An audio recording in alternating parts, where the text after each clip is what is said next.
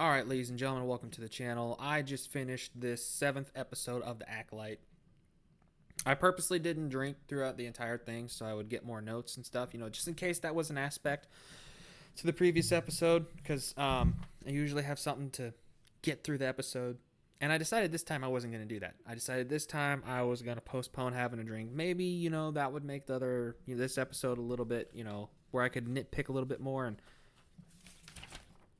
I have a whole sheet of fucking paper here and notes. So, ladies and gentlemen, before I get too far into this, make sure you're liking, commenting, subscribing, turning on that bell notification, and that way won't miss a live stream or a video. And a little bit of advice when it comes to the Acolyte: don't fucking watch it. Let me be your pain vessel. We can have a little bit of a deal going on here. I will suffer, and I'll make a video for you. You watch the video. You lose about 10 minutes. I'm losing about an hour and a half of my life to this bullshit. Now, again, that's by choice, but by all means, don't watch this shit. Now, we're going to go through. I'm not going to do a breakdown type thing, but I do have these in the order, obviously, that they happen, because I took notes as the show was, or the episode was playing. So the first thing you need to know is this is a flashback. We're going back to 16 years. We're going back to where episode 3 happens. We're going back to when May and Osha are children. And they show the Jedi doing like lawn work, or they're mining for gold. You got the Wookiee. Spoilers, by the way. This is your time to log the fuck out if you don't want to hear any spoilers. But they got them doing like yard work and shit. You got one taking plant samples. You got one taking soil samples. And you got the Wookiee walking around with a fucking metal detector. And then they talk about a virgins, because the Padawan Torben wants to know why they're on this planet. And they say a virgins is the Force being strong enough to create life, which is why the Jedi were on Brendok, which was the home planet for May and Osha. So since fucking when? And somebody comment down below, that's not Disney Star Wars, where the Force was strong enough to just puff life out of nowhere. The only thing I can think of is Anakin. And I'm going to take these off because there's glare. The only thing I can think of is Anakin. And Anakin was a fluke. Hence the reason why he was considered the chosen one. He was supposed to be the one to bring balance to the Force, taking care of both light and dark. That's what balance means. Okay, it doesn't mean he was just light, because that would mean there'd be an overbalance of light. It doesn't mean he was just going to be dark, because that would have been an overbalance of dark. He was supposed to bring balance. There's a difference. Let's see. Master Soul is out because he gets requested or told by Carrie Ann Moss's Master Andara, I think her name is, to go and do a little bit of scouting. So he goes out and he hears children's voices. So he goes to investigate. Name an adult that hears children's voices and goes to investigate. That's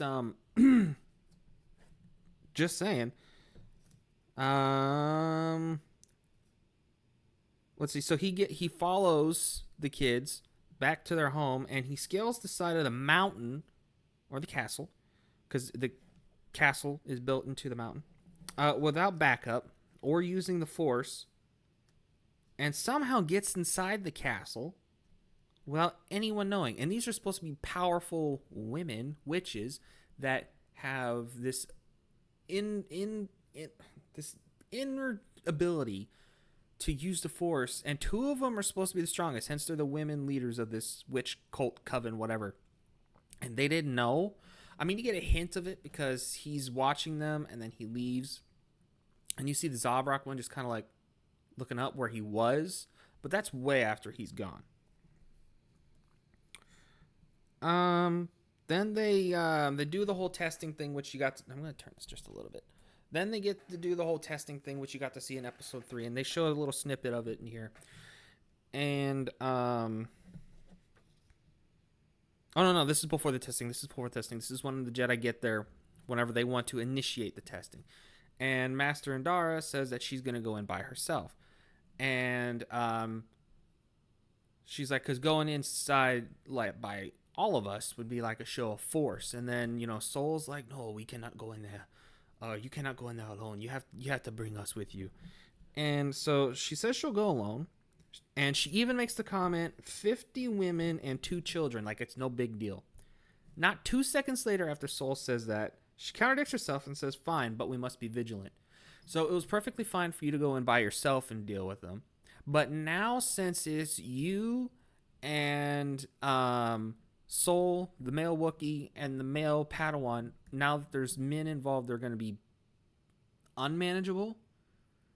You're telling me one Jedi against 50 women and 2 children is fine. But now that there's 3 men involved, you now have 4 Jedi against 50 women and 2 children. And by the way, these witches hardly use magic.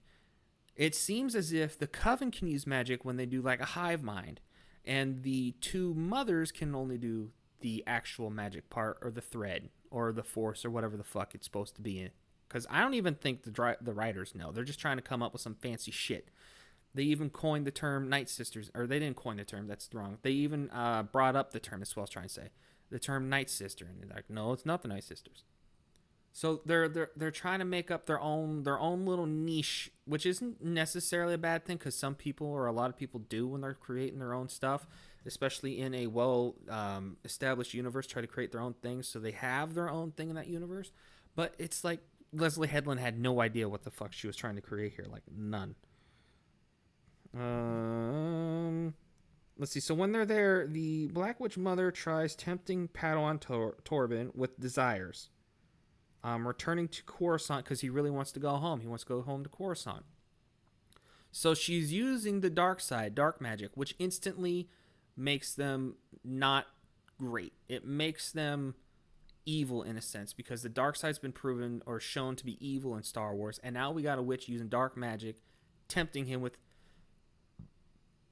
having him listen to his emotions and shit, desires, anger, fear, and all that kinds of shit. So I'm thinking that she's going to be the Sith later on. Somehow she didn't die, and I'll explain how that happens later, but somehow she didn't die. And then they go back to the ship, right? The Jedi do. And Soul says, "I feel a strong connection to Osha.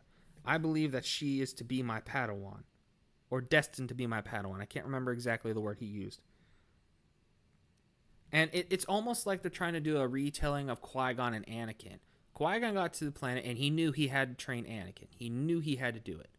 There was no doubt about it that Anakin was the chosen one. He had to train him, to the point where he even, whenever he was on Coruscant in front of the Jedi Council, said that I will train him whether you want me to or not. And you almost get the same sense with this. So they're still trying to retell Anakin's story, the origin story that George Lucas created for Star Wars.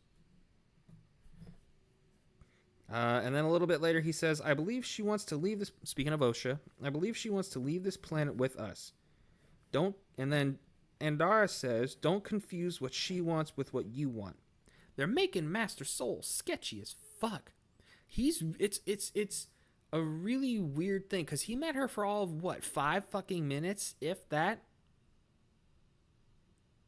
I'm a little concerned what he's gonna do with her alone. That's how they're presenting Master Soul in this. And then they get to where they actually start doing the training thing, like you're supposed to read the picture that's on the holo prompt, or whatever, the holo pad, or whatever the fuck it's supposed to be. And before they get there, Torben has May, and he's like, "So before we go ahead and do anything, I need to take a sample of your blood." So he takes a sample of May's blood with a syringe through her sleeve. There's a reason why they have you roll up your fucking arm or your fucking sleeve before they take blood.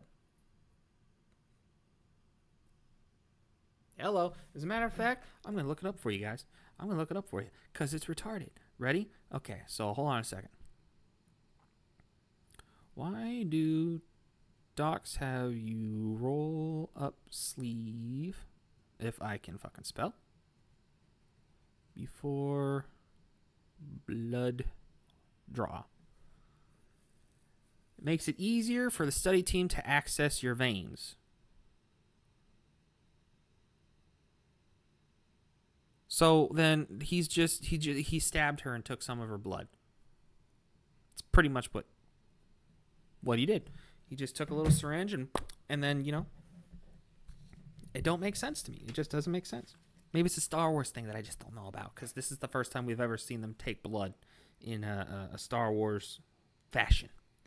Let's see. Then Carrie Ann Moss says how to do the test. So she's literally telling May, this is how you're going to do the test. And then May interrupts her. Well, kind of interrupts her. Moss finishes what she wants to say, but you can tell, or how to do the test. But you can tell she's got a little bit more to say. And May's like, tell me what you want me to do. Like, bitch, she just fucking did. And Soul's over there smiling like, oh, she's a clever one. It's like, no. It's just fucking poor writing. Moss told you exactly what you need to do, and then you're just like, oh, tell me what to do. Like, come on now. Let's see. The Black Witch Mother says, everyone must walk through fear. Everyone must be sacrificed to achieve their destiny, and that the children are supposed to be the leaders of the coven while they're kids. So it sounds like after the Ascension program or the ritual or whatever, the children were going to become the leaders of this coven. How? They don't have the proper training. They're still going through training, which is demonstrated in episode 3 and this episode, because they do a little rewind. And now, after this Ascension thing, they're supposed to be leaders of this coven. And they've proven that they're not capable, or at least May's not capable. Or no, both of them are not capable, because May gets so flustered with her emotions that she tries to kill Osha. And then Osha wants to leave and become a Jedi. They're not in the right headspace to be leaders of a witch coven. Let's see. Osha guesses only one right. Yeah, so Osha's turn comes up, and then Master Soul's like, "Hey, there's a lot of kids at the Jedi Temple that you would get to meet." And then Osha guesses one of the test things right, and then they wait for the Jedi Council to kind of get back to them, and then Carrie Ann Moss's Master Indara says, the Council said no, and Soul gets all pissed, like, and flustered. He's like, well, she passed. She got one fucking right. One question on the test right, and automatically passed. I wish that's how school went for me. Get one fucking question right on, like, history or math or science or whatever, and boom, you pass the test. Yeah, because that's how that shit works. And then right after that, he says, I want to do what's best for Osha. And he says it so creepy. Like, you met her for 5 fucking minutes. You met Osha for 5 fucking minutes. And now all of a sudden you want what's best for her? Dude, this is like when a dude sees a chick and he gets like this stalker mentality. Like, she's mine and she can't be anybody else's. That's how they have Soul in this. And it's not disguised very well. And then the Padawan leaves because they find out that they were created through this the avergence, that whole force flash thing, like the Big Bang, and then that's how the planet started, and that's how Osha and May were bred, however you want to look at it. So then the Padawan's like, oh, well, if we get one of them or we get both of them, we can take them back to Coruscant, and then I get to go home, right? So Carrie Ann Moss tells Soul to follow Torben, and that she and the Jedi Wookiee will take the ship and meet them there. Well, as soon as they get there, what do I have that written? Oh, right here. As soon as they get there, Soul doesn't try to stop Torben. Soul doesn't do anything about it, which goes even more to show that he's creeping for Osha. But, he tells Torben, he's like, you must help me get the girls. Like, you can't let them back into your brain and control you because I need your help getting them out of here. And then when they're confronted with the witches, they got the 2 mothers down on the ground, and then they got some of the coven up top with bows and arrows, because that's going to work. And he looks at them both, and he's like, we have no intentions, or we have come with no intentions. He's like, bitch, just a second ago you said you're going to take the kids. And I'll get back to that scene here in a second. So then the Coven uses their thread to control the Jedi Wookiee. They, like, all of them are, like, doing this whole thing. And their eyes are black, and they take over the mind of the Wookiee. And then the Wookiee Jedi fights Master Soul and Torben, or Padawan Torben. They beat up Torben. They beat up Soul. And Carrie Ann Moss's Master Andara has to come in, and then she basically brain fucks the Wookiee. And all the witches die. I shit you not. All of them die. They I guess connected all their brains together and decided to sacrifice they decided to sacrifice the entire coven to prevent the Jedi from taking the two girls. Or at least one of them, whatever the case might be. The entire coven.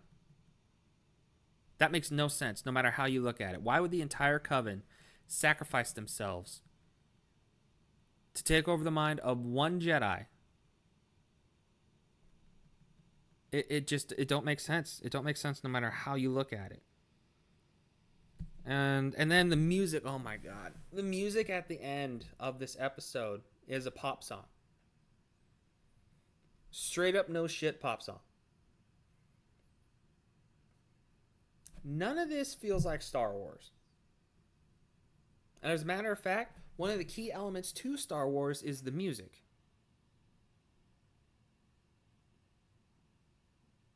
One of the big attractions to this series... I'm getting so pissed off and sneezing. One of the attractions to the series, one of the big ones, is the music. The theme for Star Wars is iconic. Nobody could see Star Wars, but they could have heard the song, right? And if you play the song, someone's going to be like, oh, that's that space thing. That's Star Wars.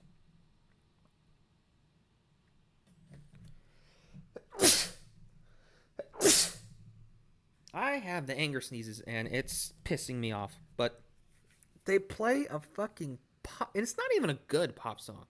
I mean, it could work as a Bond song, probably. Like, it's kind of that level, the prelude to, like, a Bond movie, but it's still not a good one. And that's how you take people out of Star Wars. Like the Wookiee walking around with an obvious Earth-made metal detector. You're telling me that they're so advanced that they have to use one of those metal detectors you walk around with the long fucking shaft and the circular, like, camera light at the bottom?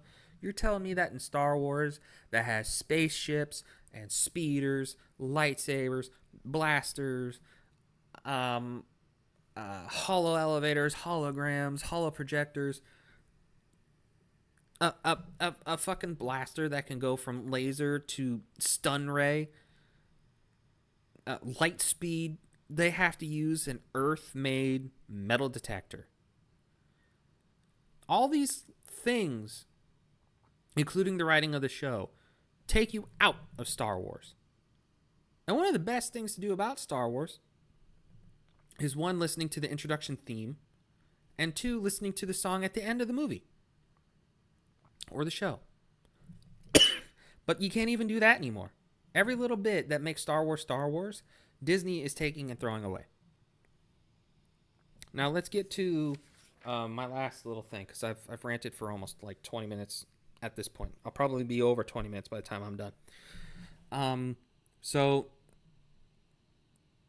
the Jedi are there, right? And this is before the whole fight with the Wookiee Jedi happens. It's when the two mothers and then the Coven and then the two Jedi, Sol and Padawan Torben, are there talking, being like, oh, we come with no intentions, just trying to kidnap your kids. And the, because I don't even know if they gave her a name, the Black Witch starts to turn into like a mist. She starts turning into a mist, and Sol freaks out, takes his lightsaber out, and stabs her in the chest. And then he's like, or she's like, I was gonna let Osha go with you because that's what she wanted. And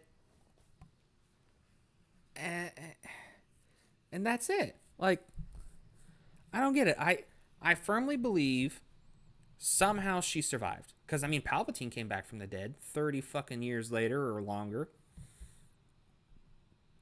So why can't Mystified Mama live?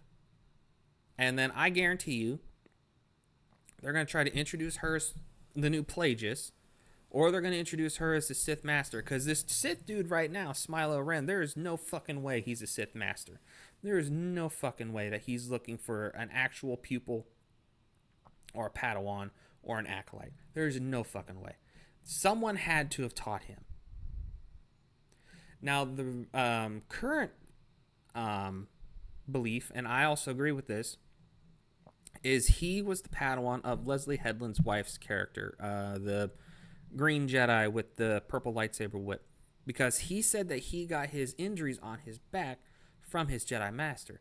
Well, you're not going to get those kinds of burns from a lightsaber blade touching your skin, because whenever you attack with it, you're not pressing it, you're slashing with it. And it's not in a slash motion. It looks more like a whip hits you. They look like, if you've ever seen what a slash from a sword looks like, or a fine whip, like a, what are they called, nine tails or whatever, you can tell the difference between being hit with a whip and being hit with a sword. And it's got that distinction to it.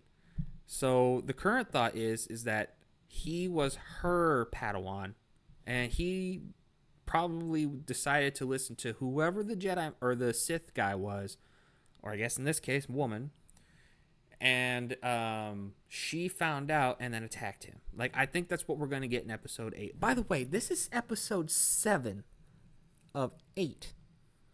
And we have no connections, no real connections to it's like season 1 is the beginning of a book. And we're getting all the little parts right now to start it. And there's nothing going forward. It seems finite and dead. I mean, the show is dead, more than likely. But Disney is stupid enough to bring it back for a second season. I mean, Max brought back fucking Velma, and look how bad Velma did. But there's no mystery. And we're in episode 7. There's no mystery involved. The whole point whenever they introduced this show was it was going to be a kind of cop drama featuring Jedi in the Star Wars universe. We found out who was killing the Master Jedi in the first fucking episode. There is no fucking mystery there. And I'm pretty sure that we saw May on the planet with the island that the Sith dude Smiler Ren's at. And we're introduced to him at the beginning. So it's not like we had the mystery of, well, is this someone that was a Jedi that's just leaving the Order and trying to become a Sith, and this is how the Sith get reintroduced? No, we had that answer to us. Or the mystery of, is this someone who was a Jedi that found a Sith, or the Sith found them, knew that they hated the Jedi, and decided to recruit them to help him fight the Jedi? No, we got an answer to that. There's no mystery. This was introduced as a potential mystery cop show in the Star Wars universe. And instead of having a mystery presented to us, instead of having to make us think about who did it, how was it done, where's the end goal going to be, they keep telling us like we're retarded. And that's the problem with a lot of the modern cop stuff, is they always tell us what's happening. Because I firmly believe they think their audience is too stupid to figure it out for themselves when we're not. They literally have to tell us step for step for step what's going on. So, ladies and gentlemen, I could keep going for another 20 fucking minutes, but I don't want to do that because it's you might as well watch the fucking episode at this point. Still horrible. The one gleaming little nugget of light out of this entire show was episode 5. But again, like I said with that one, and I think I mentioned it in my review for 6, is you can polish a turd, but it's still a fucking turd. So the Acolyte's still a waste of time. We have no mysteries left, and Leslie Headland came out and said that there would be some mysteries left over for season 2 if it ever got a season 2, and there won't be. She's given herself way more props than she fucking deserves, because this show is complete and utter ass. Acolyte episode 7 gives you exactly what you thought you were going to get. Bullshit Star Wars from Disney. Oh, how we have fallen. Ladies and gentlemen, let me know what you thought down in the comments below. Are you watching The Acolyte? If you like The Acolyte, please comment down below and tell me why, because I don't get it. And I'll catch you guys in my next video.